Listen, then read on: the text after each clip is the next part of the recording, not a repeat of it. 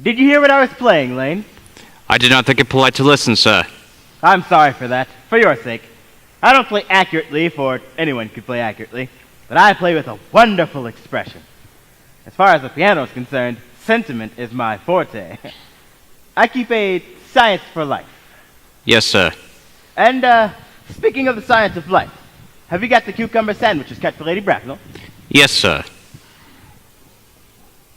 By the way, Lane, I see from your report, on Thursday night, when Lord Shorman and Mr. Worthing were dining with me, 8 bottles of champagne are entered as having been consumed. Yes, sir. 8 bottles and a pint. Why is it that at a bachelor's establishment, the servants invariably drink the champagne? I ask merely for information. I attribute it to the superior quality of the wine, sir. I've often observed that in married households, the champagne is rarely of a first-rate brand. Good heavens!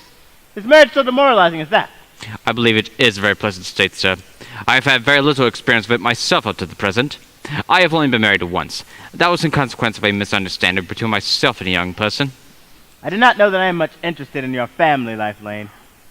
No, sir. It is not a very interesting subject. I never think of it myself. Very natural, I'm sure. That will do, Lane. Thank you. Thank you, sir.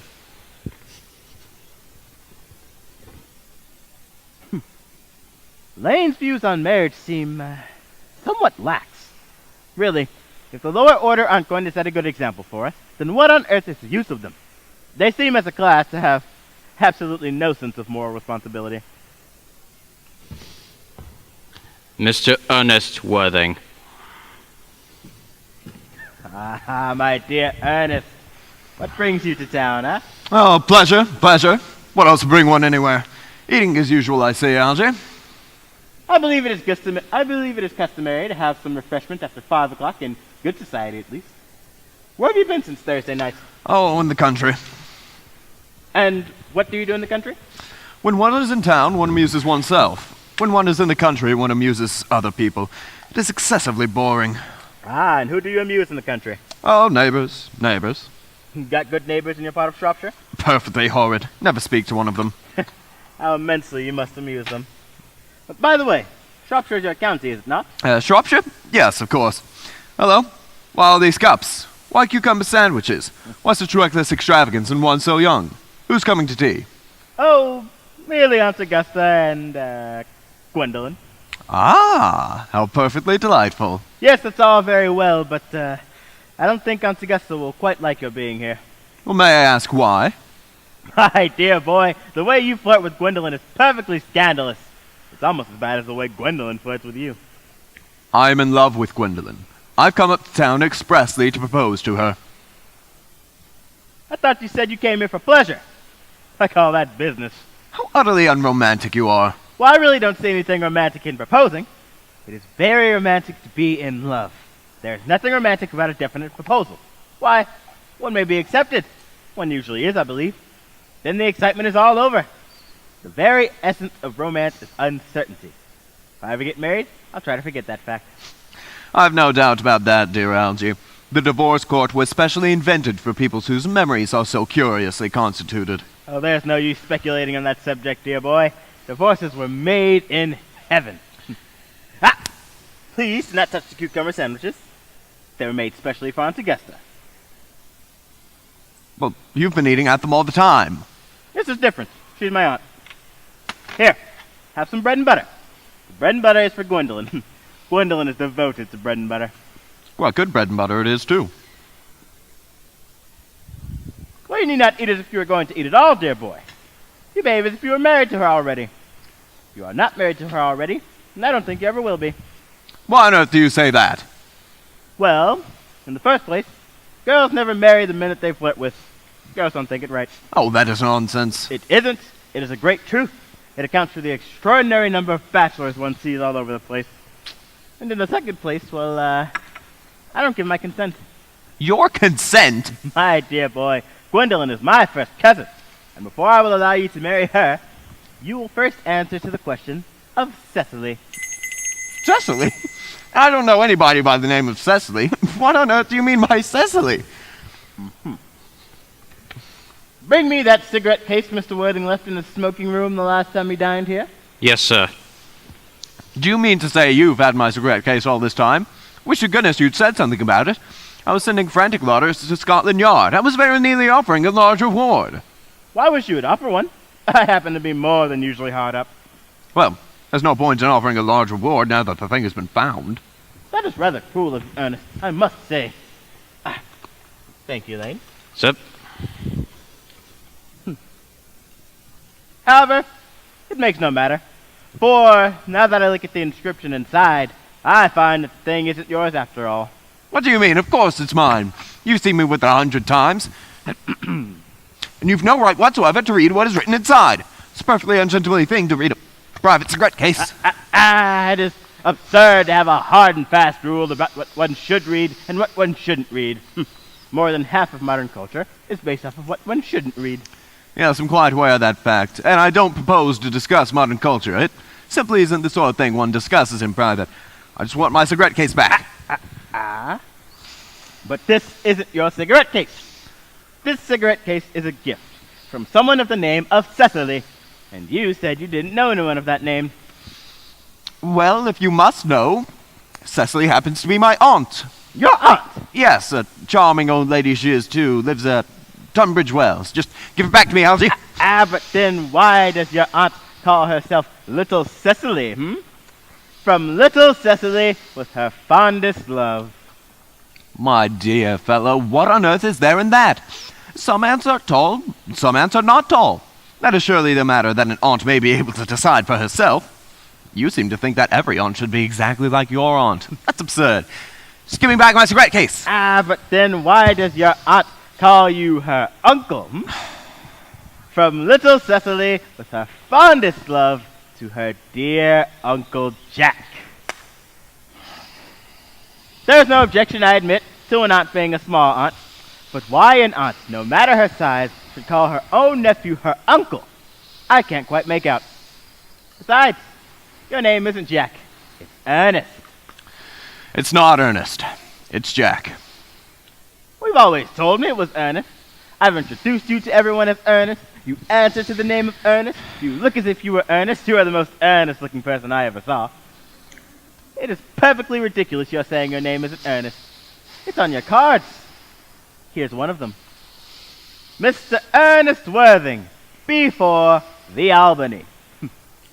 I'll keep this as proof of your name being Ernest if you ever attempt to deny me, or Gwendolyn, or anyone else. Well, my name is Ernest in town and Jack in the country. The cigarette case was given to me in the country. Yes, but that doesn't explain why your dear Aunt Cecily, who lives at Tunbridge Wells, calls you her uncle. Oh, come, old boy. You'd much better have the thing out at once.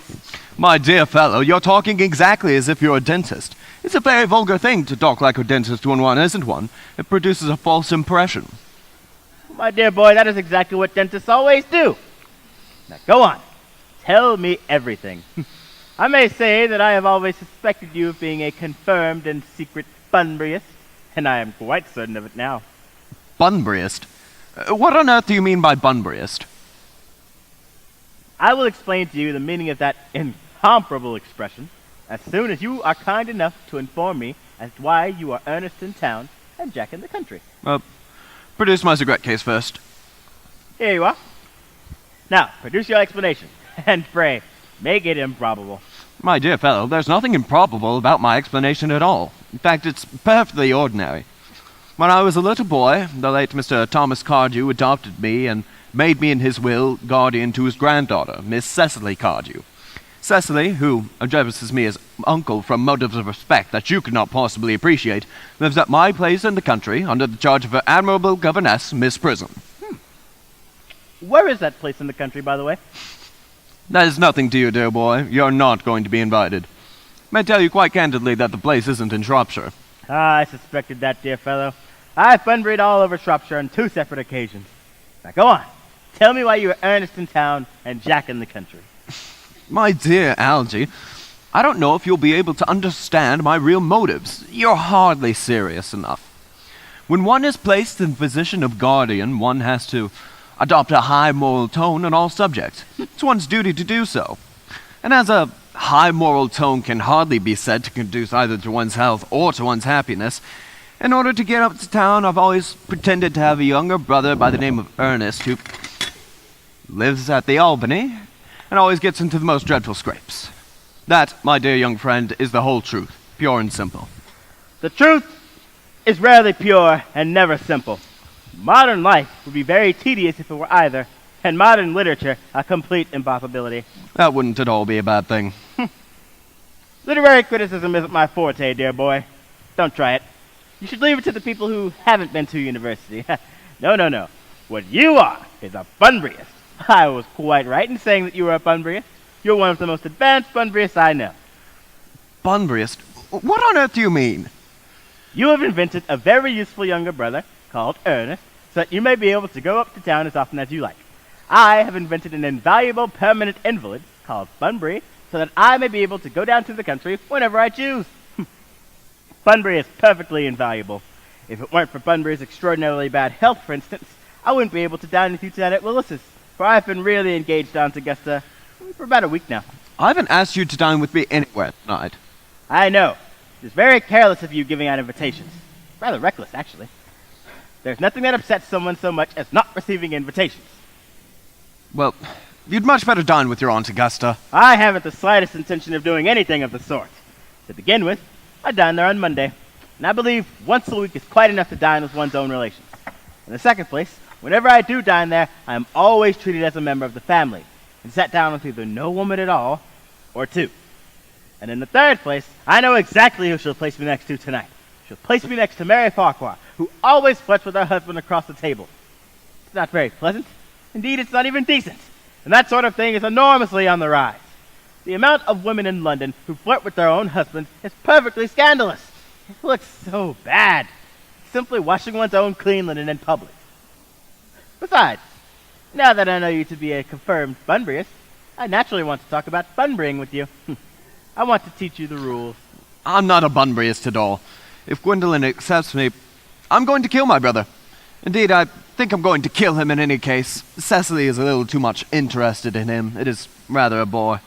So I'm going to get rid of Ernest, and I suggest you do the same with with your invalid friend who has the absurd name. Nothing will induce me to part with Bunbury.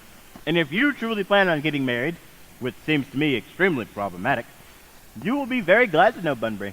A man who marries without knowing Bunbury has a very tedious time of it. Oh, that is nonsense. If I marry a charming girl like Gwendolyn, and she's the only girl I've ever met whom I would marry, I most certainly won't want to know Bunbury. Then your wife will. You don't seem to understand, dear boy, that in a married household, 3 is company, and 2 is none. That, my dear young friend, is the theory that the corrupt French drama has been propounding for the last 50 years. Yes, and that the happy English home has proved in half that time. Oh, for heaven's sake, don't try to be cynical. It's perfectly easy to be cynical. My dear boy, it isn't easy to be anything these days. There's such a lot of beastly competition about. Ah, that must be Aunt Augusta and Gwendolyn. Only relatives, or creditors, ring in that Wagnerian manner. Now, if I get her out of the way for 10 minutes, so that you may have the opportunity of dining and proposing with Gwendolyn. May I dine with you tonight at Willis's? I suppose so, if you want to. Yes, but you must be serious about it. Can't stand people who are never serious about their meals. It's so shallow of them. Lady Bracknell and Miss Fairfax. Good afternoon, dear Algernon. I hope you're behaving very well. I am feeling quite well, Aunt Augusta. That's not quite the same thing. In fact, the two things rarely go together. Oh, dear me, you are smart. I am always smart, aren't I, Mr. Worthing? You're quite perfect, Miss Fairfax. Oh, I hope I'm not that. It would leave no room for developments. And I intend to develop in many directions.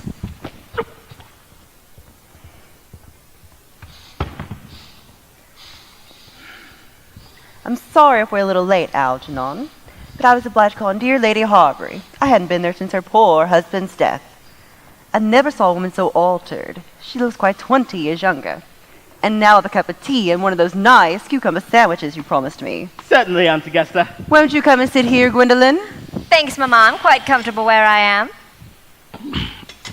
Lane, where are the cucumber sandwiches? I ordered them special. There were no cucumbers in the markets this morning, sir. I went down twice. No cucumbers. No, sir. Not even for ready money. That will do, Lane. Thank you. Thank you, sir.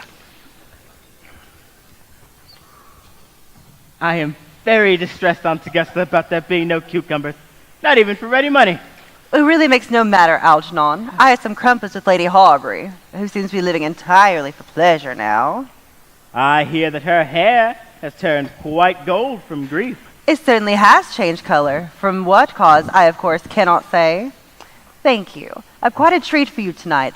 I'm going to send you down with Mary Farquhar. Such a nice woman and so attentive to her husband. It's delightful to watch them. I'm afraid, Aunt Augusta, I will have to give up the pleasure of dining with you tonight after all. I certainly hope not, Algernon. It would put my table completely out. Your uncle will have to dine upstairs. Fortunately, he's accustomed to that. It is a great bore, and I need hardly say a terrible disappointment. But the truth of the matter is that I have just received a telegram stating that my poor friend Bunbury is very ill again. They seem to think that I should be with him. It is very strange this Mr. Bunbury seems to suffer from curiously bad health. Yes, poor Bunbury is a dreadful invalid. Well, I must say, Algernon, that I think it is high time that Mr. Bunbury made up his mind whether he was going to live or die. This shilly-shallying with the question is absurd, nor do I in any way approve of the modern sympathy with invalids. I consider it morbid. Illness of any kind is not something to be encouraged in others. Health is the primary duty of life. I'm always telling that to your poor uncle, but he never seems to take much notice, as far as any improvements in his ailments goes. But I would be much obliged if you would ask Mr. Bunbury from me to be kind enough to not have a relapse on Saturday, for I rely on you to arrange my music for me. It is my last reception, and one wants something that will encourage conversation, particularly at the end of the season, when everyone has practically said whatever it was they had to say, which in most cases was probably not much. I will speak to Bunbury, Aunt Augusta, if he is still conscious. And I think that I can promise that he'll be all right by Saturday. The music, however, is a great difficulty. You see, if one plays good music, people don't listen. And if one plays bad music, people don't talk. But I'll go over the plan that I've drawn out if you'll come into the next room for a moment. How very thoughtful of you, Algernon. I'm sure the program will be delightful after a few expurgations. French songs I cannot possibly allow. People always seem to think that they are improper, and either look shocked, which is vulgar, or laugh, which is worse. But German seems a thoroughly respectable language, and indeed I believe is so. Gwendolen, you will accompany me. Certainly, Mamma.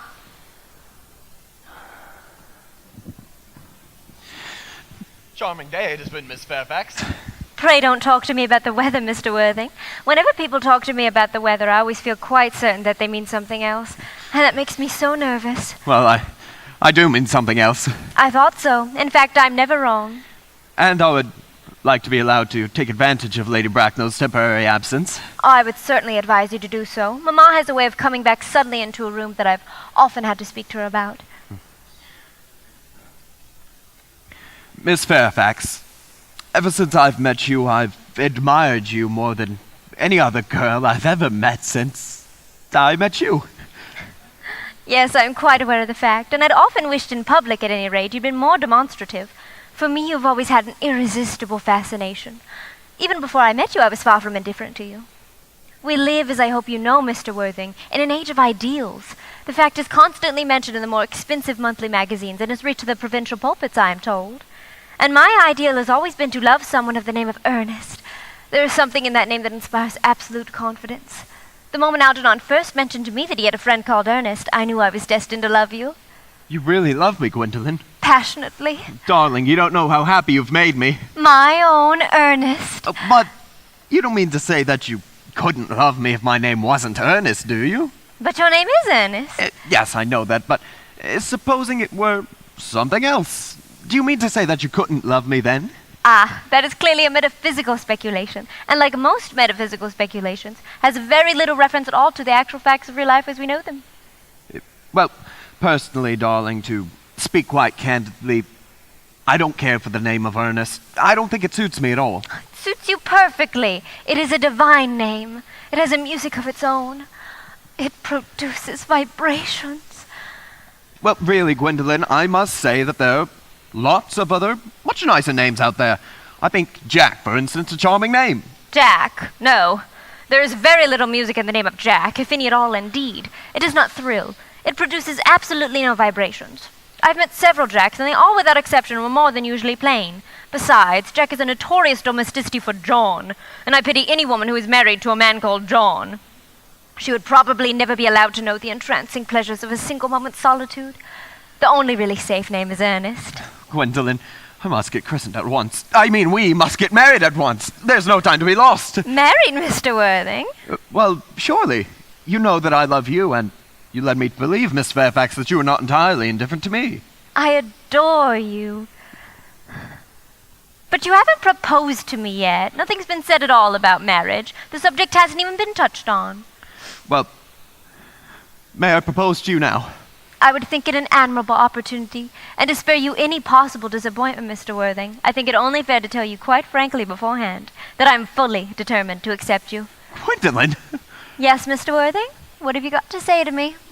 You know what I've got to say to you. Yes, but you don't say it. Gwendolyn, will you marry me? Of course I will, darling. How long you've been about it? I'm afraid you have very little experience on how to propose. My own one. I never loved anyone in the world but you. Yes, but men often propose for practice. I know my brother Gerald does. All my girlfriends tell me so. What wonderfully blue eyes you have, Ernest.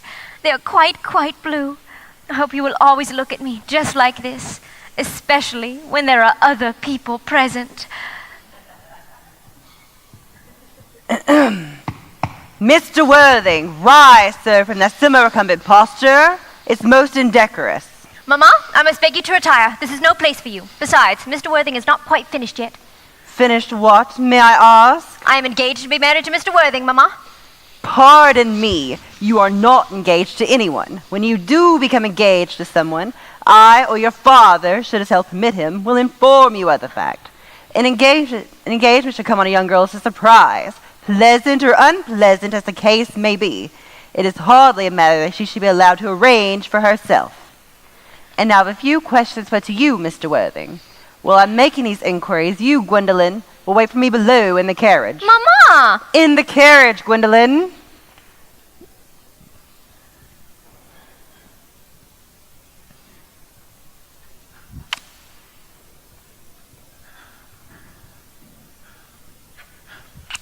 Gwendolyn, the carriage. Yes, Mamma. You can take a seat, Mr. Worthing. Thank you, Lady Bracknell. I prefer standing. I feel bound to tell you that you're not down on my list of eligible young men, although I have the same list as the dear Duchess of Bolton has. We work together, in fact. However, I am quite ready to enter your name, should your answers be what a really affectionate mother requires. Do you smoke? Well, yes, I must admit I smoke. I am pleased to hear it. A man should always have an occupation of some kind. There are far too many idle men in London as it is. How old are you? I'm 29. A very good age to be married at. I have always been of the opinion that a man who desires to get married should know everything or nothing. Which do you know? I know nothing, Lady Bracknell. I am pleased to hear it. I do not approve of anything that tampers with natural ignorance. Ignorance is like a delicate, exotic fruit. Touch it, and the bloom is gone. The whole theory of modern education is radically unsound. Fortunately, in England at any rate, education produces no effect whatsoever. If it did, it would prove a serious danger to the upper classes, and probably lead to acts of violence in Grosvenor Square. What is your income? Between 7,000 and 8,000 a year. In land or investments? In investments, chiefly. That sounds satisfactory. What's between the duties expected of one during one's lifetime and the duties exacted from one after one's death? Land has ceased to either be a profit or a pleasure. It gives one position, but prevents one from keeping it up. And that's all that can be said about land.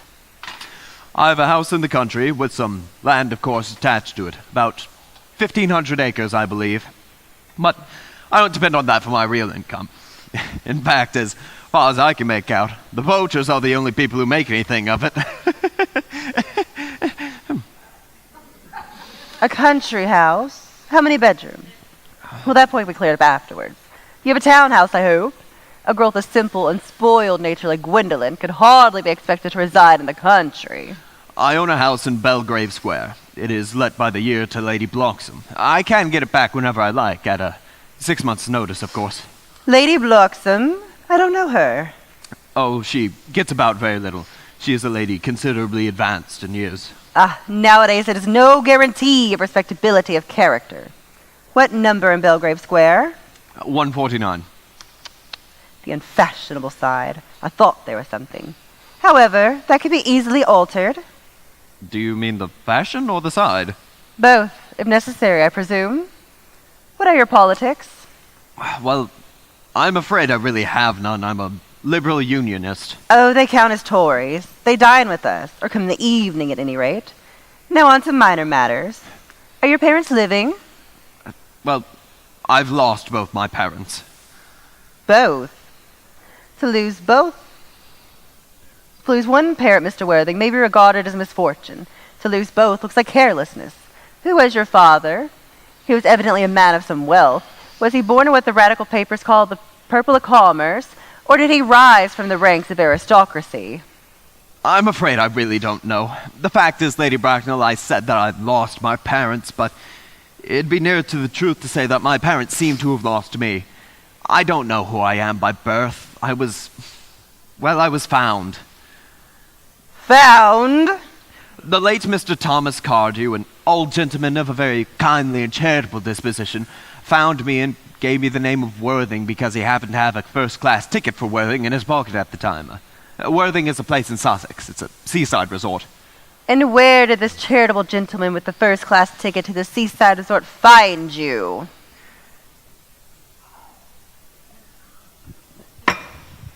In a handbag. A handbag? Yes, Lady Bracknell, a large black leather handbag with the handles to it. A perfectly ordinary handbag, in fact. In what locality did this Mr. James or Thomas Cardew come across this ordinary handbag? In the cloakroom at Victoria Station. It was given to him in mistake for his own. The cloakroom at Victoria Station? Yes, the Brighton line. The line is immaterial. Mr. Worthing, I confess I feel somewhat bewildered by what you have just told me. To be born, or at any rate bred, in a handbag, whether it had handles or not, seems to me to display a contempt for the ordinary decencies of family life that remind one of the worst excesses of the French Revolution. And I presume you know what that unfortunate movement led to? As for the particular locality in which the handbag was found, a cloakroom at a railway station might serve to conceal a social indiscretion. Probably indeed has been used for that purpose before now, but it could hardly be regarded for a position in good society. Well, may I ask you then what you would advise me to do? I need not say I would do anything in the world to ensure Gwendolyn's happiness. I would strongly advise you, Mr. Worthing, to try and acquire some relations as soon as possible, and to make a definite effort to produce at any rate one parent of either sex before the season is quite over. Well, I don't see how we could possibly manage to do that. I could produce the handbag at any moment. It's in my dressing room at home. I really think that should be enough to satisfy you, Lady Bracknell. Me, sir? What has it to do with me? You could hardly imagine that I, or Lord Bracknell, would dream of allowing our only daughter, a girl brought up with the utmost care, to marry into a cloakroom and form an alliance with a parcel? Good morning, Mr. Worthing. Good morning.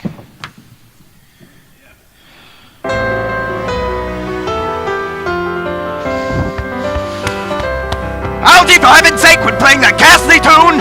How idiotic you are!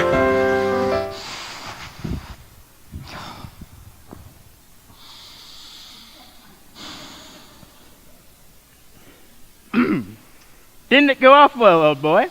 You don't mean to tell me that Gwendolyn refused you? I know it is the way that she has. She's always refusing people. I think it is most ill-natured of her. Gwendolyn is as right as a trivet. As far as she's concerned, we're engaged. Her mother, however, is completely unbearable. I've never met such a gorgon. don't know what a Gorgon is like, but I'm quite sure Lady Bracknell is one. In any case, she's a monster, without being a myth, which is rather unfair. Oh, I must beg your pardon, Algy. I suppose I shouldn't talk about your own aunt in this way before you. My dear boy, I love hearing my relations abused. It is the only thing that lets me put up with them. Relations are nothing but a tedious pack of people who haven't the remotest knowledge on how to live or the slightest instinct on when to die. Oh, that is nonsense. Oh, it isn't. Well, I won't argue with you about the matter. You always want to argue about things. My boy, that is exactly what things were originally made for. Upon my word, if I thought that, I'd shoot myself. You don't think there's any chance of Gwendolyn becoming like her mother in about 150 years, do you, Algy? Oh, my dear boy, every woman becomes like her mother. That's their tragedy. No man does, and that's his. Was that supposed to be clever? It was perfectly phrased, and quite as good as any observation in civilized life should be. I'm sick to death of cleverness. Everybody has to be clever nowadays. You can't go anywhere without meeting clever people. The whole thing has become a complete public nuisance. Wish to goodness we had some fools left. Oh, we do. I should quite like to meet them. What do they talk about? Fools? Oh, the clever people, of course. What fools? By the way, did you tell Gwendolyn about your being Ernest in town and Jack in the country? Oh, my dear fellow, the truth isn't the sort of thing one tells to a nice, sweet, refined girl. What extraordinary ideas you have about how to behave to a woman. The only way to behave to a woman is to make love to her. If she's pretty. And to someone else if she's plain. Oh, that is nonsense. What about your brother, What about the profligate Ernest? Oh, by the end of the week I shall have gotten rid of him. I'll say he died in Paris of apoplexy. Lots of people die of apoplexy quite suddenly, don't they? Yes, but it's hereditary, my dear boy. It's a thing that runs in the families. You'd much better say a severe chill. And you're sure a severe chill isn't hereditary or anything of the kind? Well, of course it isn't. That settles it. My poor brother Ernest is carried off suddenly in Paris by a severe chill. That gets rid of him. But I thought you said that, Miss Cardew was a little too much interested in your poor brother Ernest. Won't she feel his loss a good deal? Oh, that is all right. Cecily isn't a silly, romantic girl, I'm glad to say. She's got a capital appetite, goes on long walks, and pays no attention at all to her lessons. I would quite like to meet this Cecily. I shall take great care you never do. She's excessively pretty and only just 18. Ha! Have you told Gwendolyn that you have an excessively pretty ward who's only just 18? Oh, one doesn't blurt these sorts of things out to people. Besides, Gwendolyn and Cecily are sure to become extremely great friends. I'll bet you anything you like that in half an hour after they've met, they'll be calling each other sister. Women only do that after they've called each other many other things first. Now, if you want a good table at Willis's, you really must go and get going. Did you know it is nearly 7? Oh, it's always nearly 7. Yes, well, I am hungry. I never knew you when you weren't. What shall we do after dinner, Perhaps go to the theater. Oh, no, I loathe listening. Well, then, we might go to the club. Oh, no, I hate talking. Well, then, we might trot around the Empire after 10 p.m. Oh, no, I can't bear looking at things. It's so silly. What shall we do, then? Nothing. It is very hard work doing nothing. However, I don't mind working when there's no definite objective involved. Miss Fairfax. Gwendolyn!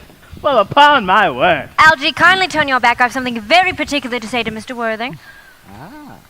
Really, Gwendolyn, I don't think that I can allow this at all. Algy, you always adopt a strictly immoral attitude towards life. You're not quite old enough to do that. My own darling. Ernest, we may never be married. From the expression of Mamma's face, I fear we never shall. Few parents nowadays pay any regard to what their children say to them. The old-fashioned respect for the young is fast dying out. Whatever influence I had over Mamma, I lost at the age of 3. And although she may prevent us from being man and wife, and I may marry someone else, and marry often, there is nothing she can possibly do that can alter my eternal devotion to you. Oh, dear Gwendolyn. The story of your romantic origin is relayed to me by Mamma with unpleasing comments, has naturally stirred the deeper fibers of my nature. Your Christian name has an irresistible fascination. The simplicity of your character makes you exquisitely incomprehensible to me. Your town address in the Albany I have. What is your address in the country? The Manor House, Walton, Hertfordshire. There is a good postal service, I suppose? It may be necessary to do something desperate. That, of course, will require serious consideration. I will communicate with you daily. My own one. How long do you remain in town? Till Monday. Good. Algy, you may turn around now. Thanks, but I've turned round already. You may also ring the bell. You will let me see you to your carriage, my own darling? Certainly. I will see Miss Fairfax out. Sir? Thank you, Elaine. Sir?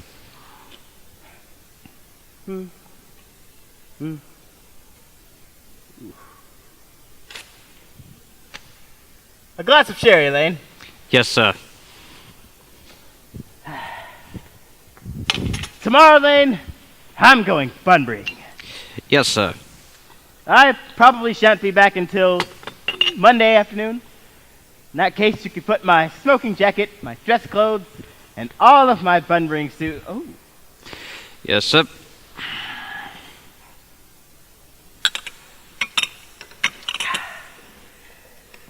I hope tomorrow will be a fine day, Elaine. It never is, sir. Lane, you are a perfect pessimist. I do my best to give satisfaction, sir.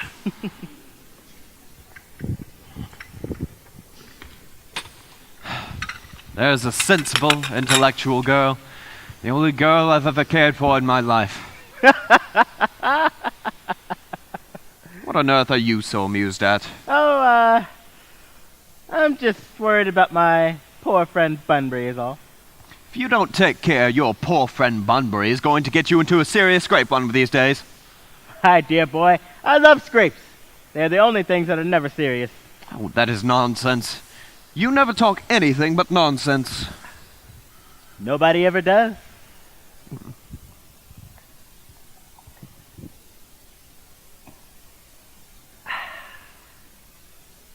Cecily,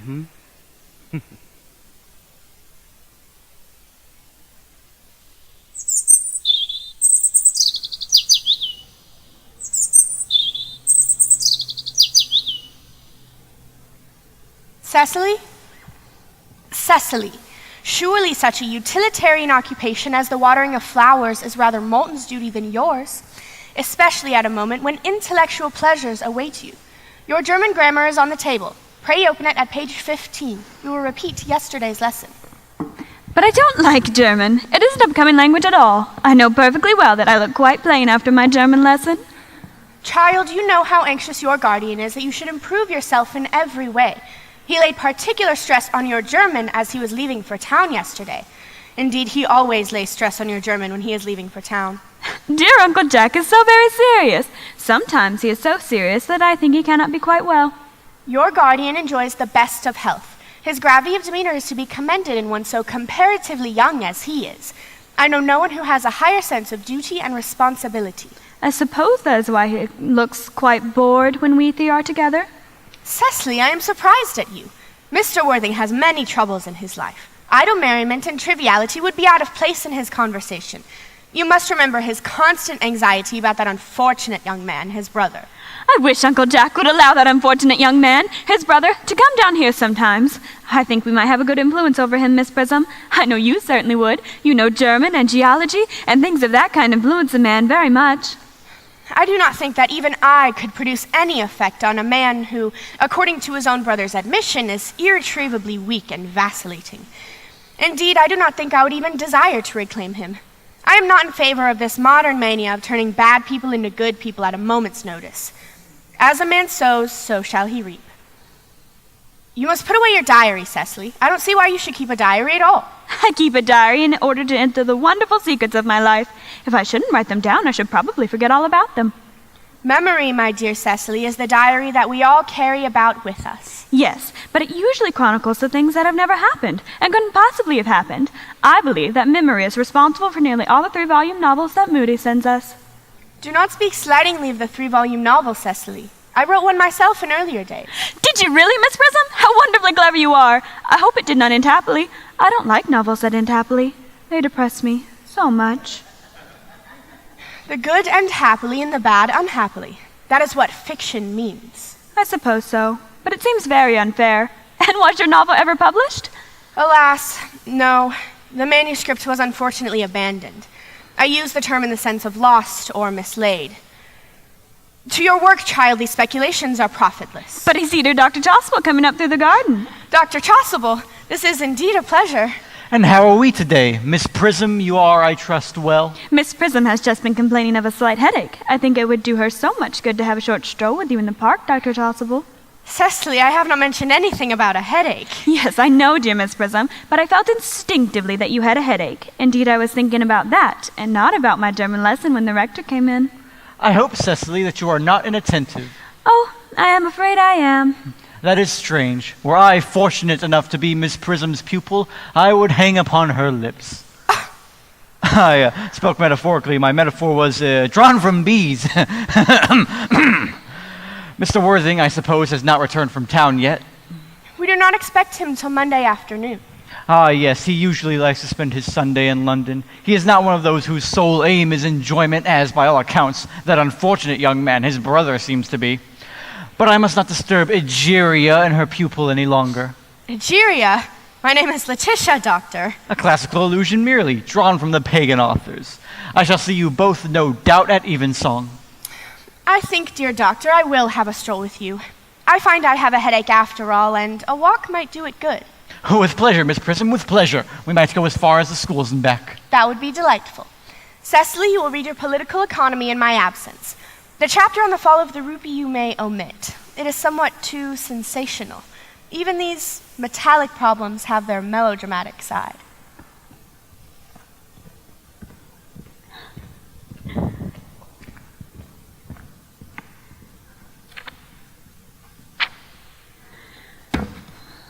Horrid political economy, horrid geography, horrid German! Mr. Ernest Worthing has just driven over from the station. He's brought his luggage with him. Mr. Ernest Worthing, B4, the Albany. Uncle Jack's brother! Did you tell him Mr. Worthing was in town? Yes, miss. He seemed very much disappointed. I mentioned that you and Miss Prism were in the garden. He said he's very anxious to speak to you privately for a moment. Ask Mr. Ernest Worthing to come out here. I suppose you had better talk to the housekeeper about a room for him. Yes, miss. I've never met any really wicked person before. I feel rather frightened. I'm so afraid he will look just like everyone else. He dies. You are my little cousin Cecily, I'm sure. You are under some strange mistake.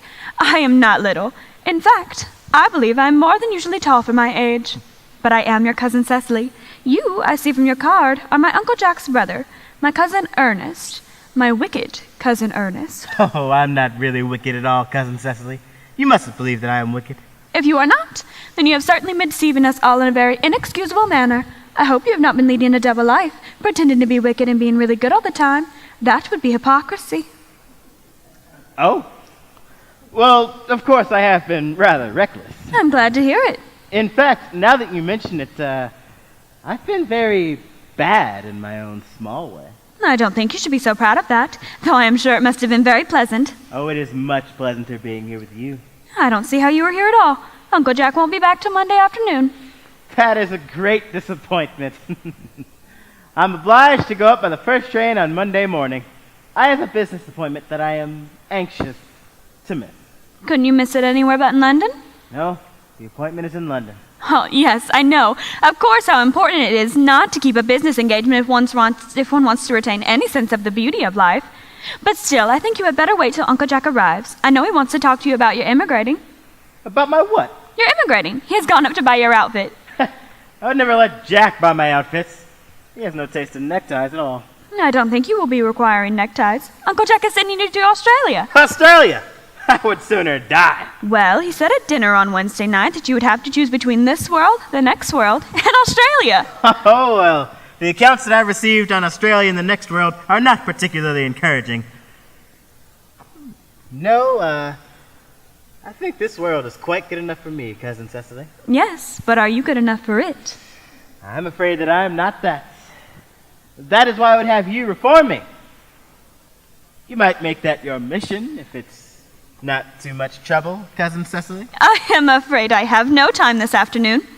Well then, would you mind my reforming myself this afternoon? It is rather quixotic of you, but I think you should try. I will. I'm feeling better already. You are looking a little worse. That is because I am hungry. Oh, how thoughtless of me. I should have remembered that when one is going to lead an entirely new life, one requires regular and wholesome meals. Won't you come in? Thanks, but I have a buttonhole first. I never have an appetite without a buttonhole first. Marcenia? No, I'd sooner have a pink rose. Why? Because you are like a pink rose, Cousin Cecily. I don't think it can be quite right for you to talk to me like that. Miss Prism never says such things to me. Then Miss Prism is a short-sighted old lady. You're the most beautiful-looking girl I ever saw. Miss Prism says that all good looks are a snare. They're a snare that every sensible man would love to be caught in. Oh, I don't think I would care to catch a sensible man.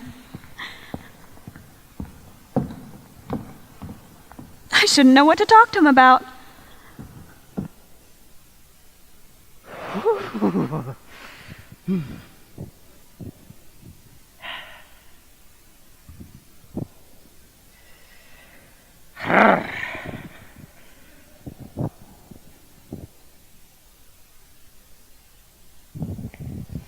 You are too much alone, Dr. Chasuble. You should get married. A misanthrope I can understand, a womanthrope never. Oh, believe me, I do not deserve so neologistic a phrase. The precept as well as the practice of the primitive church was distinctly against matrimony. That is obviously why the primitive church has not lasted up to the modern day. And you do not seem to realize, dear doctor, that by persistently remaining single, a man converts himself into a permanent public temptation. Men should be more careful. This very celibacy leads weaker vessels astray. But is a man not equally attractive when married? No married man is ever attractive except to his wife. And often I've been told not even to her. That depends on the intellectual sympathies of the woman. Maturity can be depended on. Ripeness can be trusted. Young women are green. I spoke horticulturally. My metaphor was drawn from fruits. But where is Cecily? Perhaps she followed us to the schools. Mr. Worthing! Mr. Worthing! This is indeed a surprise. We did not expect you till Monday afternoon. I returned sooner than I expected. Dr. Chasuble, I hope you are well. Dear Mr. Worthing, I trust this garb of woe does not betoken some terrible calamity. My brother. More shameful debts and extravagance? Still leading his life of pleasure? Dead. Your brother Ernest is dead? Quite dead. What a lesson for him. I trust he will profit by it. Mr. Worthing, I offer you my most sincere condolences. You will always have the knowledge of knowing you are the most generous and forgiving of brothers. Poor Ernest, he had many faults, but it is a sad, sad blow. Very sad indeed. Were you with him at the end? No, he died abroad, in Paris, in fact. I had a telegram last night from the manager of the Grand Hotel. Was the cause of death mentioned? Was a severe chill, it seems. As a man sows, so shall he reap. Charity, dear Prism, charity. None of us are perfect. I myself am oddly susceptible to the occasional draft. Would the interment take place here? No, he expressed a desire to be buried in Paris. Oh, in Paris. I fear that hardly points to any very serious state of mind at the last. You would no doubt wish me to make some slight allusion to the tragic domestic affliction next Sunday. My sermon on the meaning of the manna in the wilderness can be adapted to almost any occasion, joyful, or as in this present case, distressing. I have preached at harvest celebrations, christenings, on days of confirmation, humiliation, and festal days. The last time I gave it was at the cathedral, at a charity sermon on behalf of the Society for the Prevention of Discontent Among the Upper Orders. The bishop who was present was much struck by some of the analogies I drew. That reminds me. You mentioned christenings, I think, Dr. Chasuble. I suppose you know how to christen, all right? Well, I mean, you're continually christening, aren't you? It is, I regret to say, one of the rector's most constant duties in this parish.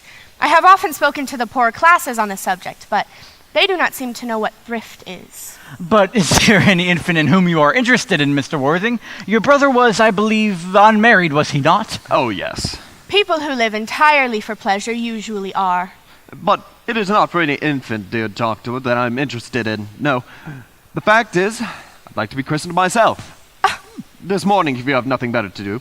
Of course, but surely, Mr. Worthing, you have been christened already. I don't remember anything about it. But have you any grave doubts on the subject? Well, I certainly intend to have. Of course, I don't know if the whole thing would bother you in any way, or if you think I'm too old now. Oh, not at all, not at all. The sprinkling and indeed immersion of adults is a perfectly canonical practice. Immersion? You need have no apprehensions. Sprinkling is all that is necessary, or indeed I think advisable. Our weather is so changeable. At what hour would you wish the ceremony performed? Oh, I might trot round about 5, if that would suit you. Perfectly. In fact, I have 2 similar ceremonies to perform at that time. A case of twins that occurred recently here on your own estate. Poor Jenkins, the carter, a most hard-working man. Now, I don't see much fun in being christened along with other babies. That would be childish. Would 5:30 do? Admirably. And now, dear Mr. Worthing, I will not intrude any longer into a house of sorrow. I would merely beg you to not be too much bowed down in grief. What seems to us bitter trials are often blessings in disguise. This seems to me a blessing of an extremely obvious kind.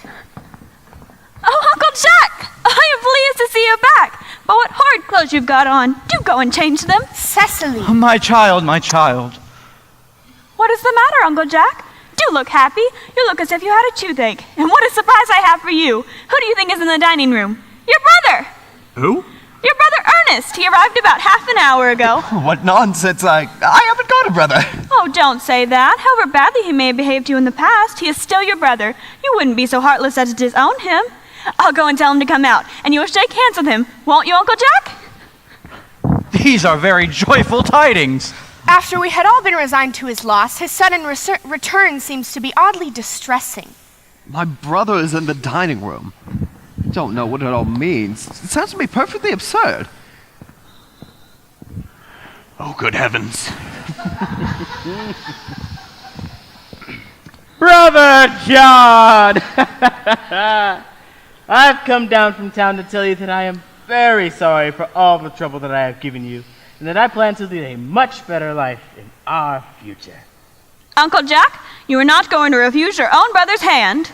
Nothing will induce me to take his hand. I find his coming down here disgraceful, and he knows perfectly well why. Uncle Jack, do be nice. There's some good in everyone. Ernest has just been telling me about his poor invalid friend, Mr. Bunbury, whom he goes to visit so often. And surely there's much good in someone who's kind to an invalid and leaves the pleasures of London to sit by a bed of pain. Oh, he's been talking about Bunbury, has he? Yes, he's told me all about poor Mr. Bunbury and his terrible state of health. Bunbury. Well, I won't have him talking to you about Bunbury, or about anything else. It's enough to drive one perfectly frantic. I admit, of course, the faults are all on my side. But I must say that I find Brother John's coldness to be peculiarly painful. I was expecting a much more enthusiastic welcome, especially considering this is the first time that I have come here. Uncle Jack, if you do not shake hands with Ernest, I will never forgive you. Never forgive me. Never. Well, this is certainly the last time I intend to do so. It is pleasant, is it not, to see such a perfect reconciliation? I think we might need to leave the 2 brothers alone together. Cecily, you will come with us. Certainly, Miss Prism. My little task of reconciliation is over. You have done a beautiful action today, dear child. We must not be premature in our judgments. I feel very happy.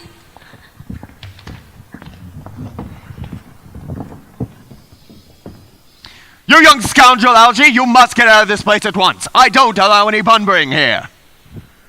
I have put Mr. Ernest's things in the room next to yours, sir. I suppose that is all right? What? Mr. Ernest's luggage, sir. I've unpacked it and placed it in the room next to your own. His luggage? Yes, sir. 3 portmanteaus, a dressing case, 2 hat boxes, and a large luncheon basket. I'm afraid I can't stay more than a week this time. Marianne?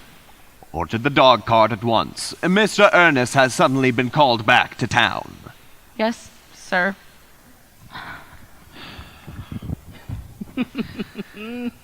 What a fearful liar you are, Jack. I haven't been called back to town at all. Yes, you have. Well, I haven't heard anyone call for me. Your duty as a gentleman calls you back. My duty as a gentleman has never interfered with my pleasures in the slightest degree. Well, I suppose I can quite understand that. Yes, well, Cecily is a darling. You are not to talk of Miss Cardew like that. I don't like it. Well, I don't like your clothes. You look perfectly ridiculous in them. Why on earth don't you go up and get changed? It is perfectly childish to be in mourning of someone who's actually spending a week with you in your house as a guest. I call it grotesque. You are most certainly not staying with me in my house as a guest or as anything else. You've got to leave by the 4:05 train. Well, I certainly shan't leave you so long as you are in mourning. That'd be most unkind of me. If I were in mourning, you would stay with me, I would assume. I would think it most unfriendly of you if you didn't. Well, will you go if I change my clothes? Yes, if you're not too long about it. I've never seen someone take so long to change with such, little results. Well, that's well better than always being overdressed as you are. If I am occasionally a little overdressed, I make up for it by being always immensely overeducated. Your vanity is ridiculous, your conduct an outrage, and your presence in my garden utterly absurd. However, I hope you'll have a pleasant journey back to town. This bunburying, as you call it, has not been a great success for you.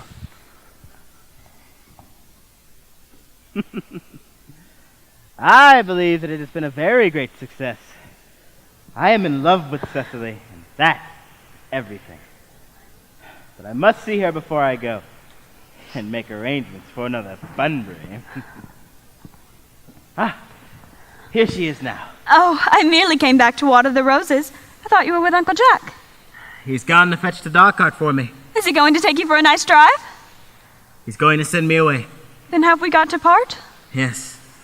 It is a very painful parting. It is always painful to part from people whom one has known for a very brief space of time. The absence of old friends one can endure with equanimity, but even a momentary separation from anyone to whom one has just been introduced is almost unbearable. Thank you. The dog cart is at the door, sir. It can wait, Marion, for 5 minutes. Yes, miss. I hope I shan't offend you, Cecily, if I state quite frankly and openly that you seem to me to be, in every way, the visible personification of absolute perfection. I think your frankness does you great credit, Ernest. Now, if you allow me to copy your remarks into my diary. You keep a diary? I'd give anything to look into it. May I? Oh, no. You see, it is simply a young girl's record of her own thoughts and impressions, and consequently meant for publication. When it appears in volume form, I hope you will order a copy. But pray, Ernest, don't stop. I delight in taking down from dictation that I have reached absolute perfection. You can go on. I'm quite ready for more. Oh, don't cough, Ernest. Whenever one is dictating, one should always speak quite fluently and not cough. Besides, I don't know how to spell a cough. Well then, Cecily, how do I put this? Ever since I first looked upon your wonderful and incomparable beauty, I have dared to love you wildly, passionately, yes, devotedly, and, hopelessly. I don't think you should tell me that you love me wildly, passionately, devotedly, hopelessly. Hopelessly doesn't seem to make much sense, does it? Cecily! The dog cart is waiting, sir. Tell it to come around next week. Same hour. Yes, sir. Uncle Jack would be very annoyed if he knew you were staying on till next week, at the same hour. Oh, I don't care about Jack. I don't care about anyone in the whole world but you. I love you, Cecily. You'll marry me, won't you? You silly boy. Well, we've been engaged for the last 3 months. For the last 3 months? Yes, it'll be exactly 3 months on Thursday. But how did we become engaged? Well, ever since dear Uncle Jack first confessed to us that he had a younger brother who was very wicked and bad, you, of course, formed the chief topic of conversation between myself and Miss Rism. And, of course, a man who is much talked about is very attractive. One feels there must be something in him after all. I dare say it was foolish of me, Ernest, but I fell in love with you. Darling! And when was the engagement actually settled? On the 14th of February last, worn out by your entire ignorance of my existence, I determined to end the matter one way or the other. And after a long struggle with myself, I accepted you under this dear old tree here, and bought this little ring in your name. And here's the bangle with the true lover's knot I promised you always to wear. Did I give you this? It's very pretty, isn't it? You've wonderfully good taste, Ernest. It's the excuse I've always given you for leading such a bad life. And here, it's the box in which I keep all your dear letters. My dear letters? But my sweet little Cecily, I haven't written you any letters. You need hardly to remind me of that, Ernest. I remember all too well that I was forced to write your letters for you. I wrote always 3 times a week, and sometimes oftener. Well, do let me read them, Cecily. I couldn't possibly. They would make you far too conceited. The 3 you wrote me after I had broken off the engagement are so beautiful and so badly spelled that even now I could hardly read them without crying a little. But was our engagement ever broken off? Of course it was. On the 22nd of last March. You could read the entry if you'd like. Today I had broken off my engagement with Ernest. I feel it is better to do so. The weather still continues charming. But why had it been broken off? What had I done? I had done nothing at all. I'm very much hurt indeed, Cecily, to hear that you broke it off, particularly when the weather was so charming. Well, it would have hardly have been a really serious engagement if it hadn't been broken off at least once. But I forgave you before the week was out. What a perfect angel you are. You dear romantic boy. I hope your hair curls naturally, does it? Yes, so at least it will when it grows back, my dear. I'm so glad. You'll never break off our engagement again, Cecily. Well, I couldn't possibly now that we've actually met. But still there is the question of your name. Yes, of course. You must not laugh at me, darling, but it has always been a girlish dream of mine to love someone whose name was Ernest. There is something in that name that inspires absolute confidence. I pity any poor married woman whose husband is not called Ernest. But do you mean to tell me that you couldn't love me if I had some other name? But what name?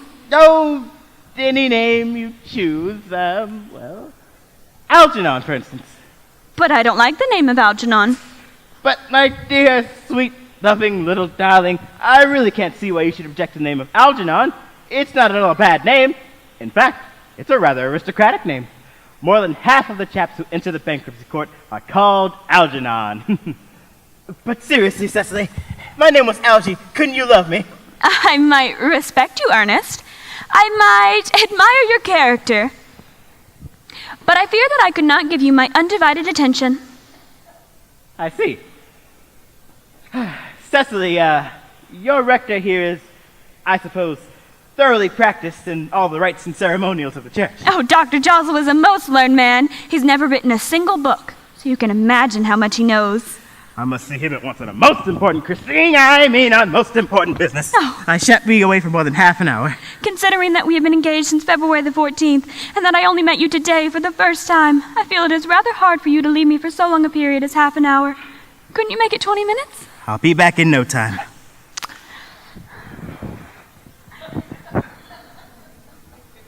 What an impetuous boy he is. I like his hair so much. I must enter his proposal into my diary.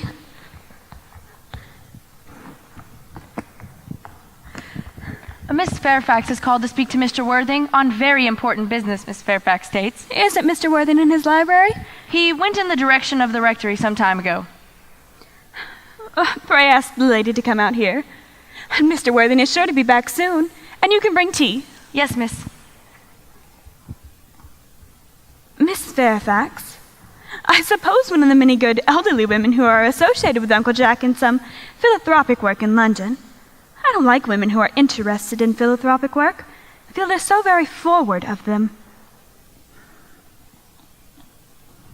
Miss Fairfax.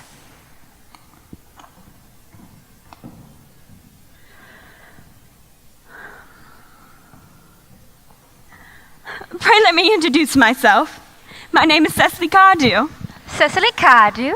What a very sweet name. Something tells me you and I are going to be best friends. I like you, Artie, more than I can say. My first impressions of people are never wrong. How nice of you to like me so much after we've known each other for such a comparatively short time. Pray sit down.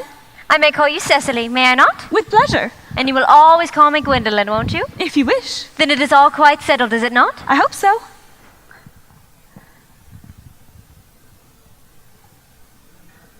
Perhaps this is a favorable opportunity of my mentioning who I am. My father is Lord Bracknell. You have heard of Papa, I suppose? I don't think so. Outside the family circle, Papa, I'm glad to say, is entirely unknown. I think that is quite as it should be. The home seems to me to be the proper sphere for a man, and certainly once a man begins to neglect his domestic duties, he becomes painfully effeminate, does he not? And I don't like that. It makes men so very attractive. Cecily, Mamma, whose views on education were remarkably strict, has brought me up to be extremely short-sighted. It is a part of her system. So do you mind my looking at you through my glasses? Not at all, Gwendolen. I'm very fond of being looked at.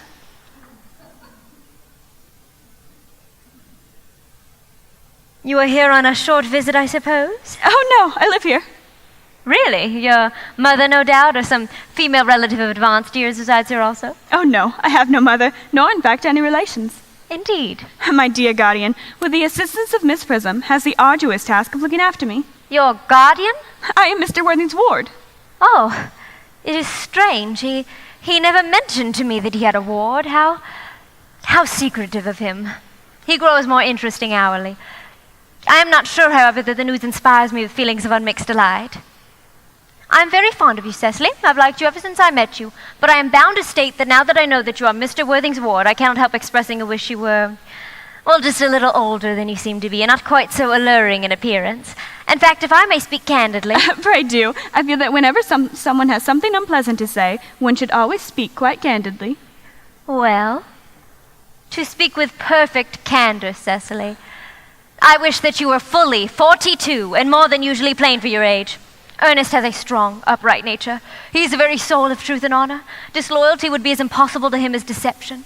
But even men of the most noblest possible moral character are susceptible to the influence of the physical charms of others. Modern, no less than ancient history, has supplied us with a many most painful example of what I refer to. If it were not so, indeed, history would be quite unreadable. Pardon me, Gwendolen, but did you say Ernest? Yes? But it is not Mr. Ernest Worthing who is my guardian. It is his brother, his elder brother. Oh, Ernest never mentioned to me that he had a brother. I'm sorry to say they have not been on good terms for a very long time. Ah, that accounts for it. And now that I think of it, I've never heard any man mention his brother. The subject seems distasteful to most men. Cecily, you've lifted a load from my mind. I was growing almost anxious, and it would have been terrible if any cloud had to come across a friendship such as ours, would it not? Of course, you are quite sure it is not Mr. Ernest Worthing who is your guardian. Quite sure. In fact, I'm going to be his. I beg your pardon? Dearest Gwendolen, there is no reason why I should give it a secret of it to you. Our little county newspaper is sure to chronicle the fact next week. Mr. Ernest Worthing and I are engaged to be married. My darling Cecily, I think there is some slight error. Mr. Ernest Worthing is engaged to me. The announcement will appear in the Morning Post on Saturday at the latest. I'm afraid you are under some misconception. Ernest proposed to me exactly 10 minutes ago.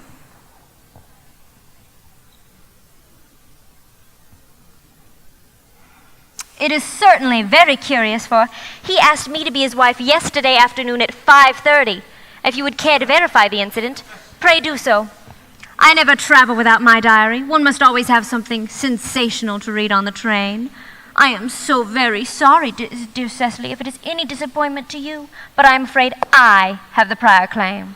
It would distress me more than I can tell you, dear Gwendolen, if it caused you any mental or physical anguish. But I feel bound to point out that since Ernest proposed to you, he has clearly changed his mind. If the poor boy has been entrapped into any foolish promise, I shall consider it my duty to rescue him at once, and with a firm hand. Whatever unfortunate entanglement my dear boy may have gotten himself into, I will never reproach him with it after we are married. Do you allude to me, Miss Cardew, as an entanglement? You are presumptuous. On occasions of this kind, it becomes more than one's moral duty to speak one's mind. It becomes a pleasure. Do you suggest, Miss Fairfax, that I entrapped Ernest into an engagement? How dare you? This is no time to wear the shallow mask of manners. When I see a spade, I call it a spade. I'm glad to say I've never seen a spade. It is obvious our social spheres have been widely different. Shall I lay the tea here as usual, miss? Yes, as usual. Are there any interesting walks in the vicinity, Miss Cardew? A great many. From the top of one of the hills, quite close, one can see 5 counties. 5 counties? I don't think I shall like that. I hate crowds. I suppose that is why you live in town? Quite a well-kept garden, this is, Miss Cardew. So glad you like it, Miss Fairfax. I had no idea there were so many flowers in the country. Oh, flowers are as common here, Miss Fairfax, as people are in London. Personally, I cannot understand how anybody manages to exist in the country. If anybody who is anybody does, the country always bores me to death. This is what the newspapers are calling agricultural depression, is it not?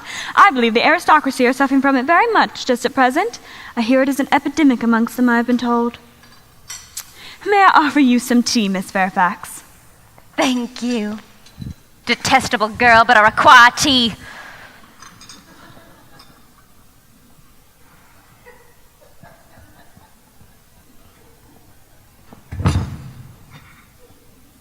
Sugar? No, thank you. Sugar isn't fashionable anymore.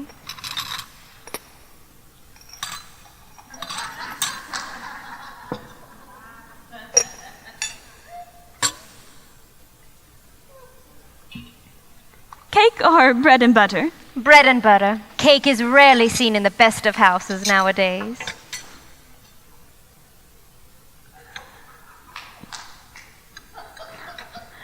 Hand that to Miss Fairfax.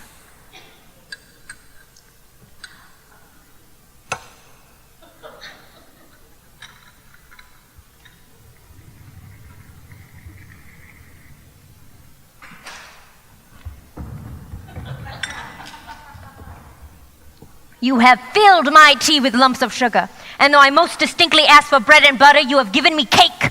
I am known for the gentleness of my disposition and the extraordinary sweetness of my nature, but I warn you, Miss Cardew, you may go too far. To save my poor, innocent, trusting boy from the machinations of any other girl, there are no lengths to which I will not go. From the moment I saw you, I knew I distrusted you. I felt you were false and deceitful. I'm never deceived in such matters. My first impressions of people are invariably right. It seems to me, Miss Fairfax, that I am trespassing on your valuable time.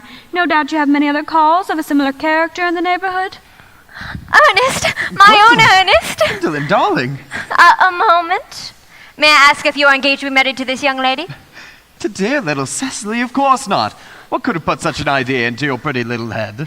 Thank you. You may. I knew there must have been some misunderstanding, Miss Fairfax. The gentleman whose arm is at present around your shoulder is my dear guardian, Mr. John Worthing. I beg your pardon? This is Uncle Jack. Jack! Oh! Here is Ernest. My own one. A moment, Ernest. May I ask you, are you engaged to be married to this young lady? To what young lady? Good heavens, Gwendolyn! Yes, to good heavens, Gwendolyn. I mean, to Gwendolyn. Of course not. What could have put such an idea into your pretty little head? Thank you. You may. I felt there was some slight error, Miss Cardew. The gentleman who is now embracing you is my cousin, Mr. Algernon Moncrief. Algernon Moncrief? Oh, are you called Algernon? I cannot deny it. Is your name really John? I could deny it if I liked. I could deny anything if I liked. But my name is John. It has been John for years. A gross deception has been practiced on the both of us. My poor wounded Cecily. My sweet wronged Gwendolyn. You will call me sister, will you not? There's just one question I would like to be allowed to ask my guardian. An admirable idea. Mr. Worthing, there is just one question I would like to be permitted to put to you. Where is your brother Ernest? We are both engaged to be married to your brother Ernest, so it is a matter of some importance for us to know where your brother Ernest is at present. Gwendolyn, Cecily, it is very painful for me to be forced to speak the truth. Indeed, it is the first time in my life I've ever been reduced to such a painful position, and I really am quite inexperienced at doing anything of the kind. However, I will tell you quite frankly that I have no brother Ernest. I have no brother at all. I've never had a brother in my life, and I certainly haven't the smallest intention of getting a brother in the future. No brother at all? None. Had you never a brother of any kind? Not even of any kind. I think it is quite clear, Cecily, that neither of us are engaged to be married to anyone. It is not a very pleasant position for a young girl to suddenly find herself in, is it? Let us go into the house. They will hardly venture to come after us in there. No, men are so cowardly, aren't they?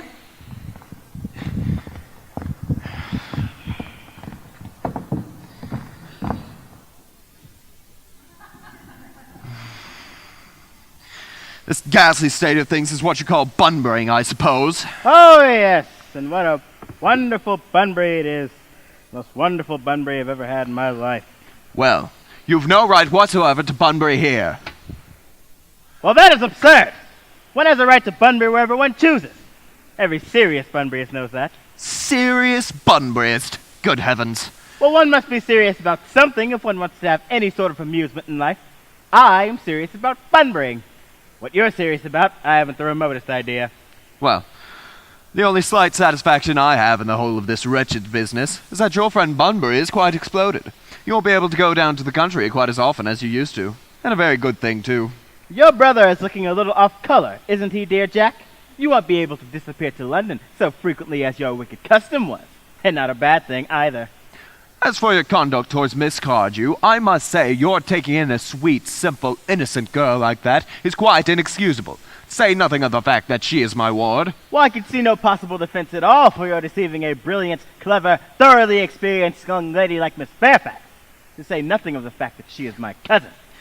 I wanted to be engaged to Gwendolen. That is all. I love her. Well, I simply wanted to be engaged to Cecily. I adore her. There's certainly no chance of your marrying Miss Cardew. I don't think there's much likelihood, Jack, of you and Miss Fairfax ever being united.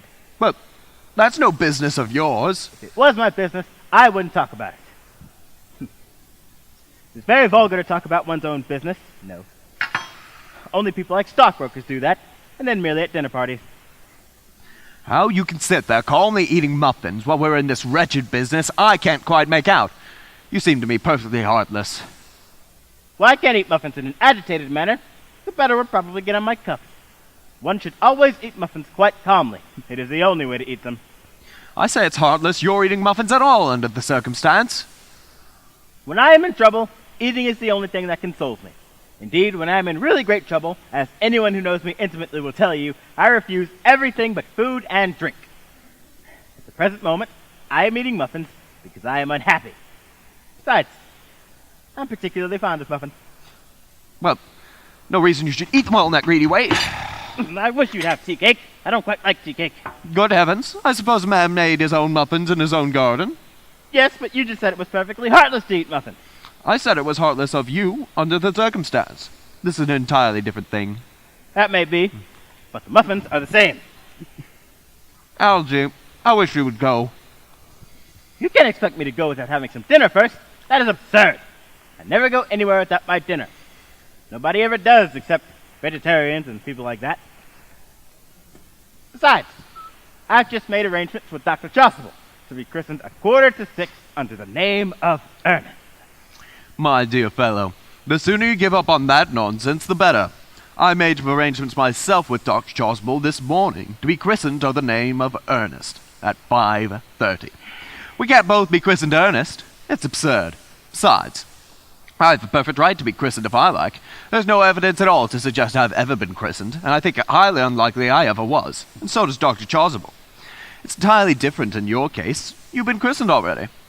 Yes, but I haven't been christened for years. Yes, but you have been christened. That's the important thing. Indeed. So I know that my constitution can stand it. If you're not quite sure about your ever having been christened, I must say I think it's very dangerous you're venturing onto it now. It might make you unwell. You can hardly have forgotten that someone very closely connected to you was very nearly carried off this week in Paris by a severe chill.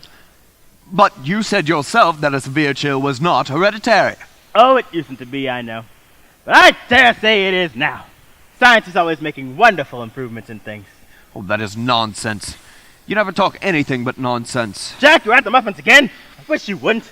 There are only 2 left, and I told you I was particularly fond of muffins. But I hate tea cake.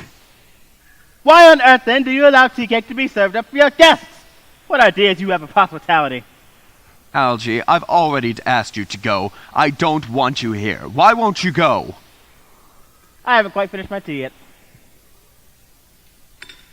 And there's still 1 muffin left.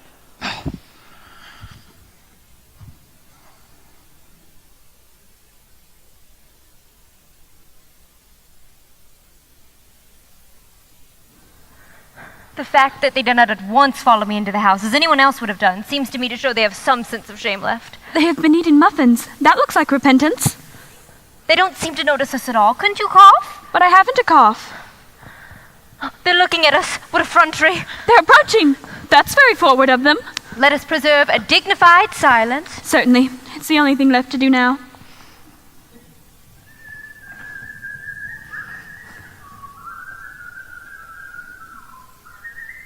This dignified silence seems to produce an unpleasant effect. A most distasteful one. But we will not be the first to speak. Certainly not. Mr. Worthing, I have something very particular to ask you. Much depends on your reply. Gwendolyn, your common sense is invaluable. Mr. Moncrief, kindly answer me the following question. Why did you pretend to be my guardian's brother? In order that I may have the opportunity of meeting you. That seems a most satisfactory explanation, does it not? Yes, dear, if you can believe him. I don't. But that does not affect the wonderful beauty of his answer. True. In matters of grave importance, style, not sincerity, is the vital thing. Mr. Worthing, what explanation can you offer to me for pretending to have a brother? Was it in order that you might have an opportunity of coming up to town to see me as often as possible? Can you doubt it, Miss Fairfax? I have the gravest doubts upon the subject, but I intend to crush them. This is not the moment for German skepticism. Their explanations appear to be quite satisfactory, especially Mr. Worthing's. That seems to me to have the stamp of truth upon it. I am more than content with what Mr. Moncrief said. His voice alone inspires absolute credulity. Then you think we should forgive them? Yes. I mean, no. True, I'd forgotten. There are principles at stake that one cannot surrender. Which of us should tell them? The task is not a pleasant one. Could we not both speak at the same time? An excellent idea. I nearly always speak at the same time as other people. Will you take the time from me? Certainly. Your Christian names are still an insuperable barrier. That is all. Our Christian names? Is that all? But we are going to be christened this afternoon. For my sake, are you prepared to do this terrible thing? I am. For me, you are ready to face this fearful ordeal. I am. How absurd to talk of the equality of the sexes where questions of self-sacrifice are concerned. Men are infinitely beyond us. We are. They have moments of physical courage that we women know absolutely nothing. Darling! Darling!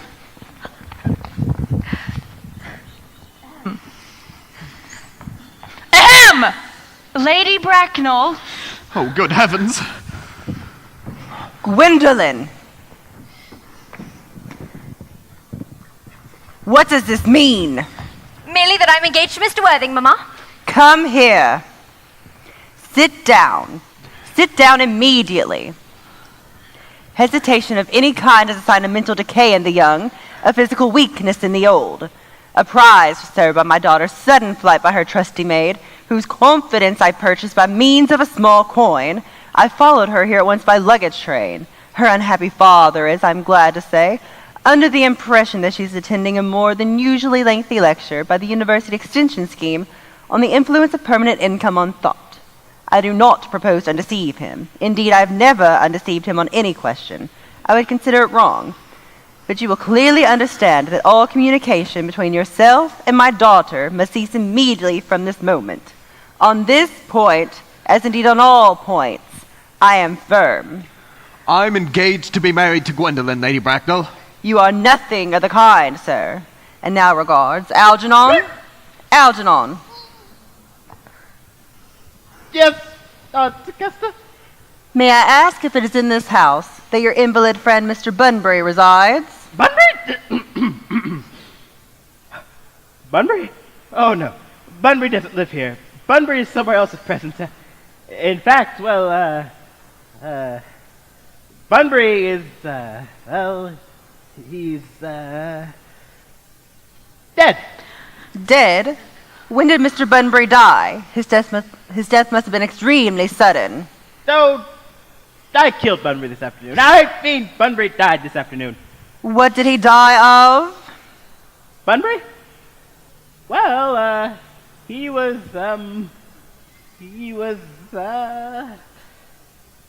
exploded. Exploded? Was he the victim of a revolutionary outrage? I was not aware that Mr. Bunbury was interested in social legislation. If so, he is well punished for his morbidity. My dear Aunt Augusta, I mean that he was found out. The doctors found that Bunbury cannot live. That's what I mean. So, Bunbury died. Well, he seems to have had a great confidence in the opinion of his physicians. I am glad, however, that he made up his mind in the last and to some definite course of action and acted under proper medical advice. And now that we have finally gotten rid of this Mr. Bunbury, may I ask, Mr. Worthing, who is that young person whose hand my nephew Algernon is holding in what seems to be an oddly unnecessary manner? That lady is Miss Cecily Cardew, my ward. I am engaged to be married to Cecily, Aunt Augusta. I beg your pardon?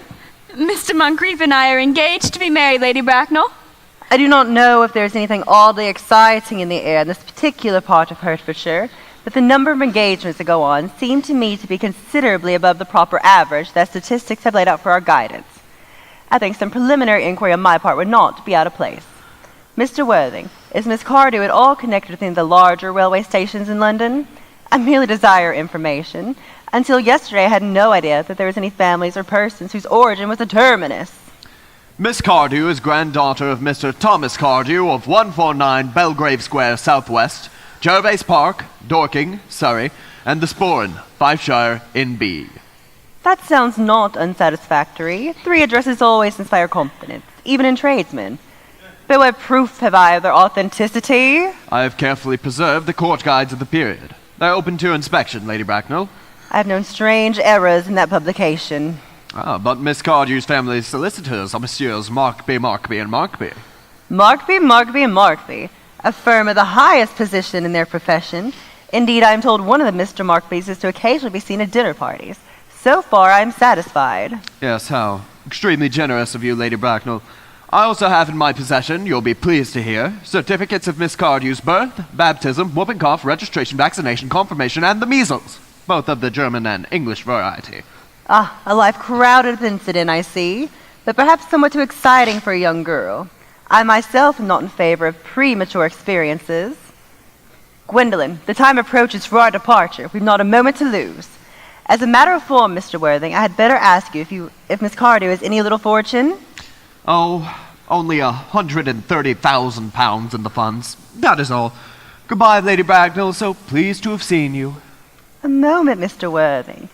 £130,000, and in the funds? Miss Cardew seems to me a most attractive young lady, now that I look at her. Few girls at the present day have any really solid qualities. Any of the qualities that last and improve with time. We live, I regret to say, in an age of surfaces. Come over here, dear. Pretty child.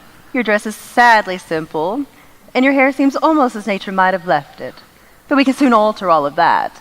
A thoroughly experienced French maid can produce a really marvelous effect in a very brief space of time. I remember recommending one to young Lady Lansing, and after 3 months her own husband did not know her. And after 6 months, nobody knew her. Kindly turn around, dear. No, the side view is what I want. Ah, just as I expected. There are distinct social possibilities in your profile. The 2 weak points in our age are its wants of principle and its wants of profile. The chin a little higher, dear. Style largely depends on the way the chin is worn. They are worn very high just at present. Algernon? Yes, Aunt Augusta. There are very distinct social possibilities in Miss Cardew's profile. Cecily is the sweetest, dearest, prettiest girl in the world. And I don't care tuppence about social possibilities. Never speak disrespectfully of society, Algernon. Only people who can't get into it do that. Sweet child, of course you know that Algernon has nothing but his debts to depend on. But I don't approve of mercenary marriages.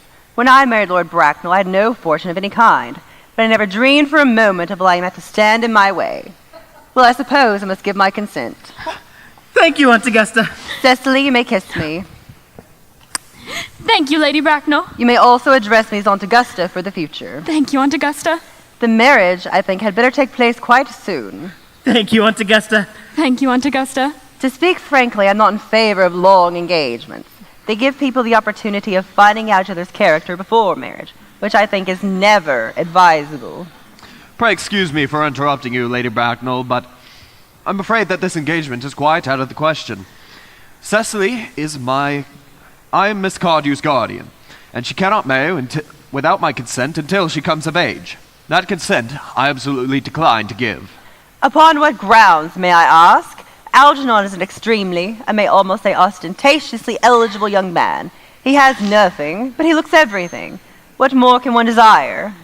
It pains me to be forced to speak to you, Lady Bracknell, about your nephew, but I'm afraid I don't approve at all of his moral character. I suspect him of being untruthful. Untruthful? My nephew Algernon? Impossible. He's an Oxonian. I'm afraid there can be no possible doubt on the matter. This afternoon, during my temporary absence in London on an important question of romance, he obtained admission to my house under the false pretense of being my younger brother. Under an assumed name, he drank, I've just been informed by my butler, an entire pint bottle of Perrier Jouet, brought 89, wine I was specially reserving for myself. Continuing in his disgraceful deception, he succeeded in the course of the afternoon in alienating the affections of my only ward. He subsequently stayed to tea and devoured every last muffin. And what makes his conduct all the more heartless is that he was perfectly aware from the first that I have no brother, that I never had a brother, and I certainly haven't the smallest intention of getting a brother. Not even of any kind. I distinctly told him so myself yesterday afternoon. Mr. Worthing, after careful consideration, I've decided entirely to overlook my nephew's conduct to you. Oh, how extremely kind of you, Lady Bracknell. My own decision, however, is inalterable. I decline to give my consent. Come over here, sweet child. How old are you, dear? Well, I'm really only 18, but I admit to being 20 at evening parties. You are perfectly right in making some slight alteration. Indeed, no woman should ever be quite accurate about her age. It looks so calculating. 18, but admitting to 20 at evening parties. Well, it won't be very long before you are of age and free from the strains of tutelage, so I don't think your guardian's consent is, after all, a matter of any importance. Pray excuse me, Lady Bracknell, for interrupting you again, but I feel it's only fair to warn you that according to the terms of her grandfather's will, Miss Cardew does not come legally of age until she is 35. That does not seem to me to be a grave objection. 35 is a very attractive age. London society is full of women of the highest birth who, of their own free choice, have remained 35 for years. Lady Dumbleton is an instance in point. To my knowledge, she has remained 35 ever since she came at the age of 40, which is many years ago now. I don't see why our dear Seats Wesley would be any less attractive at the age you mentioned than she is at present. There would be a large accumulation of property. Algie, could you wait for me till I was 35? Of course I could, Cecily. You know I could. Yes, I felt it instinctively, but I couldn't wait all that time. I hate waiting even 5 minutes for anyone. It always makes me rather cross. I'm not punctual myself, but I do like punctuality in others, and waiting even to be married is quite out of the question. Then what is to be done, Cecily? I don't know, Mr. Moncrief. My dear Mr. Worthing, as Miss Cardew positively states that she cannot wait until she is 35, a remark which I am bound to say seems to show a somewhat impatient nature, I would beg you to reconsider your decision. But, my dear Lady Bracknell, the matter is entirely in your own hands. The moment you consent to my marriage with Gwendolen, I'll most gladly allow your nephew to form an alliance with my ward. You must be quite aware that what you propose is out of the question. Then a passionate celibacy is all that any of us can look forward to. That is not the destiny I propose for Gwendolen. Algernon, of course, can choose for himself. Come, dear, we've already missed 5, if not 6 trains. To miss any more might expose us to comment on the platform. Everything is quite ready for the christenings. The christening, sir? Is that not so much premature? Both of these gentlemen have expressed a desire for immediate baptism. At their age, the idea is grotesque and irreligious. Algernon, I forbid you to be baptized. I will not hear of such excesses. Lord Bracknell will be highly displeased if he learned that that was the way in which you wasted your time and money. Am I to understand, then, that there are to be no baptisms this afternoon? I don't think that, as things are now, it would be of very much practical value to either of us, Dr. Chasuble. I am grieved to hear such sentiments from you, Mr. Worthing. They savor of the heretical views of the Anabaptists, views I've completely refuted in 4 of my unpublished sermons. But as your mood seems to be one oddly secular, I will return to the church. Indeed, I've just been informed by the pew opener that Miss Prism has been waiting for me in the vestry for the last hour and a quarter. Miss Prism? Did I hear you mention Miss Prism? Yes, Lady Bracknell, I'm on my way to meet her. Pray allow me to detain you for a moment. This matter may prove of vital importance to Lord Bracknell and myself. Is this Miss Prism a female of repellent aspect remotely connected with education? She is the very picture of respectability and the most cultured of ladies. It is obviously the same person. May I ask what position she holds in your household? I am a celibate, madame. Miss Prism, Lady Bracknell, has been for the last 3 years Miss Cardew's esteemed governess and valued companion. In spite of what I hear of her, I must see her at once. Let her be sent for. Oh, she approaches. She is nigh. I was told you expected me in the vestry, dear Canon. I have been waiting there for you for 1 hour and 3/4. Prism! Come here, Prism!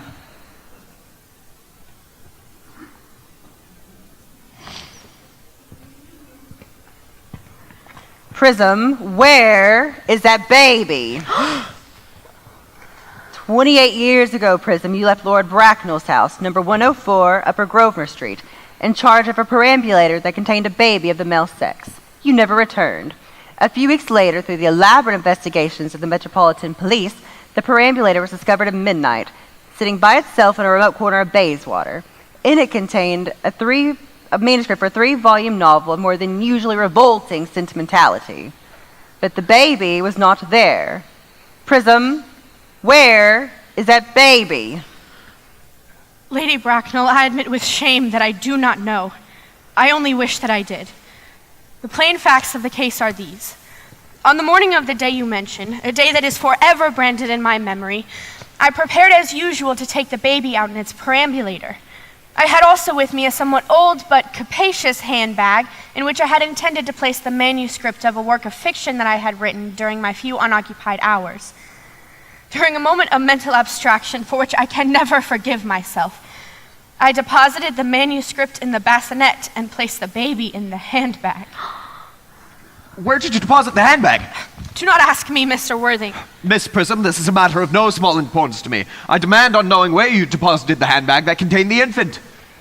I left it in the cloakroom of one of the larger railway stations in London. What railway station? Victoria, the Brighton line. Gwendolyn, wait here for a moment. I have to go to my room. If you are not too long, I wait here for you all my life. What do you think this means, Lady Bracknell? I dare not even suspect, Dr. Chasuble. I need to hardly tell you that in families of high position, strange coincidences are not supposed to occur. They are hardly considered the thing. Uncle Jack seems strangely agitated. Your guardian has a very emotional nature. This noise is extremely unpleasant. It sounds as if he was having an argument. I dislike arguments of any kind. They are always vulgar and often convincing. It has stopped. I wish he would arrive at some conclusion. The suspense is terrible. I hope it will last. Is this a handbag, Miss Prism? Examine it carefully before you speak. The happiness of more than one life depends on your answer. It appears to be mine. Yes, here is the injury it received through the upsetting of a Gower Street omnibus in younger and happier days. And here on the lining is the stain caused by the explosion of a temperance beverage, an incident that occurred at Leamington. And here on the lock are my initials. I had forgotten that in an extravagant mood I had them placed there. Yes, the bag is undoubtedly mine. I am so delighted to have it so unexpectedly restored to me. It has been a great inconvenience being without it all these years. Miss Prism, more is restored to you than this handbag. I was the baby you placed in it. You? Yes, Mother! Mr. Worthing, I am unmarried. Unmarried? I do not deny that is a serious blow, but who has the right to cast a stone against one who has suffered? Cannot repentance wipe out an act of folly? Why should there be one law for man and another for women? Mother, I forgive you. Mr. Worthing, there is some error. There is the lady who can tell you who you really are. Lady Bracknell, I hate to seem inquisitive, but would you kindly inform me as to who I am? I'm afraid that the news I have to give you will not altogether please you. You are the son of my poor sister, Mrs. Moncrief, and consequently Algernon's elder brother. Algernon's elder brother? Then I have a brother after all. I knew I had a brother. I always said I had a brother. Cecily, how could you have ever doubted that I had a brother? Dr. Chasuble, my unfortunate brother. Hello. Miss Prism, my unfortunate brother. Good afternoon. Ah! Gwendolyn, my unfortunate brother. How do you do? Algy, you young scoundrel, you'll have to treat me with more respect in the future. You've never behaved to me like a brother in all your life. Well, not till today, old boy. I do admit, however, I was out of practice. My own. But what own are you? What is your Christian name now that you become someone else? Good heavens, I'd quite forgotten that fact. Your decision on the subject of my name is irrevocable, I suppose. I never change, except in my affections. What a noble nature you have, Gwendolyn. And the matter had better be cleared up at once. Aunt Augusta, a moment. When Miss Prism left me in the handbag, had I been christened already? Every luxury that money could buy, including christening, have been lavished on you by your fond and doting parents. I was christened then. That much is settled. Now, what name was I given? Let me know the worst. Being the eldest son, you were naturally christened after your father. Yes, and what was my father's Christian name? I cannot, at the present moment, recall what the General's Christian name was. But I have no doubt he had one. He was eccentric, I'll admit. But only in later years, and that was a result of the Indian climate, and indigestion, and marriage, and things of that kind. Algy, can't you recollect what our father's Christian name was? My dear boy, we weren't even on speaking terms. He died before I was a year old. His name would appear on the army list of the period, I suppose, Aunt Augusta? The General was essentially a man of peace, except in his domestic life. But I have no doubt that his name would appear in any military directory. The army lists of the last 40 years are here. These delightful records should have been in my constant study. Let me see. Generals. Malum, Maxbum, Magley. Oh, what ghastly names I have. Markby, Migsby, Mobbs, Moncrief. Lieutenant, 1840. Captain, Lieutenant Colonel, Colonel, General, 1869. Christian names. Ernest John. I always told you my name was Ernest, didn't I, Gwendolyn? Well, it is Ernest. I mean, it naturally is Ernest. Yes, I seem to recall the General was called Ernest. I knew I had a particular reason for disliking that name. Ernest, my own Ernest. I felt from the first that you could have no other name. Oh, Gwendolyn, it is a terrible thing for a man to suddenly find out that all his life he's been speaking nothing but the truth. Can you forgive me?